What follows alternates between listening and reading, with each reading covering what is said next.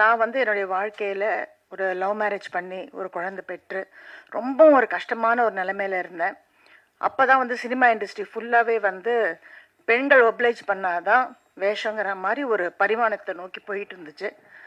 அப்போ மகேந்திர சாரை போய் நான் பார்த்த உடனே எந்த வித எதிர்பார்ப்பும் இல்லாமல் எனக்கு ஒரு வேஷம் கொடுத்தாரு. அந்த நன்றியை வந்து என்னால் மறக்கவே முடியல. அப்போ அவர் வீடு வந்து ரொம்ப நாளைக்கு அப்புறம் நான் பெரிய ப்ரொடியூசராக மாறினேன். அப்போ அவர் வீடு ஜப்திக்கு வருதுன்னு தெரிஞ்ச உடனே நிஜமான உயரங்கள் அப்படின்னு ஒரு சீரியல் நான் ப்ரொடியூஸ் பண்ணிட்டு இருந்தேன். உடனே அவரை கூப்பிட்டு அவரை கொடுத்து அந்த வீட்டை வந்து காணிக்கையாக நான் வந்து என்னால் மீட்டு கொடுக்க முடிஞ்சது. அது எனக்கு ஒரு ரொம்ப சந்தோஷமான ஒரு விஷயம். நான் வந்து கவர்மெண்ட்டோட அஃபிலியேஷன் வாங்கி வச்சுருக்கேன் காலேஜுக்கு. ஆக்சுவலாக எனக்கு டைம் இருக்கலை. ஏன்னா நான் எப்போல்லாம் வந்து ஏதாவது ஒன்று பண்ணணும்னு நினைக்கிறேனோ உடனே ஒரு ஹிந்தி சீரியல் வந்துடும்.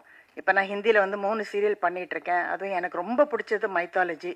ஸோ நான் மைத்தாலஜி சீரியலாக பண்ணிகிட்ருக்கேன். இந்த மாமியார் மருமகள் சண்டை வேண்டாம் அப்படிங்கிறதுக்காக. ஏன்னா அதனால் ஜனங்களுக்கு நமக்கு சொல்கிறது எந்த விதமான நல்ல விஷயமும் கிடையாது.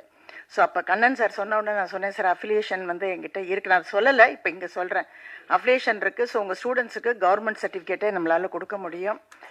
அது மட்டும் இல்லை, இதை வந்து இன்னொரு விஷயமா நான் சொல்லணும். எனக்கு ரொம்ப நாள் ஆசை, Balu Mahendra sir, Mahendran sir, Balachander sir, இந்த மாதிரி ஒவ்வொருத்தர் பேர்லையும், சாந்தராம் அவர்கள், குருதத் அவர்கள், இப்படி எல்லார் பேர்லையும், சத்யஜித் ரே அவர்கள் ஒரு award, pan India award function ஒன்று நடத்தணும்னு எனக்கு ரொம்ப ஆசை, வருஷம் நடத்தணும்னு.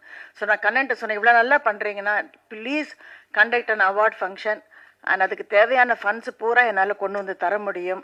அதை நல்லபடியாக நம்மளால் பண்ண முடியும். பட் எதுவும் ஒன்றையும் நம்ம ஒழுங்காக பண்ணணும். சும்மா ஒரு இவங்களா டிசைட் பண்ணிட்டு 30 நாளில் வந்து டிசைட் பண்ணிட்டோம் 30 நாளில் கொண்டாங்கன்னா பாம்பேலாம் அப்படி நடக்கவே நடக்காது. நம்ம ஒரு சிஸ்டமேட்டிக்காக ஒன்று பண்ணி கார்ப்பரேட் ஃபீல்டுக்கு எப்படி வேணுமோ ஒரு 6 months 1 year மாதிரி அதை கரெக்டாக நம்ம பிளான் பண்ணி பண்ணோன்னா நெத்தியடி மாதிரி எவ்ரி இயர் செய்ய முடியும். கண்டிப்பாக அந்த பேரில் இருக்க விருதை வாங்குறதுக்கு எல்லா நடிகர்களுமே முன் வருவாங்க அப்படிங்கிறது என்னுடைய அபிப்பிராயம்.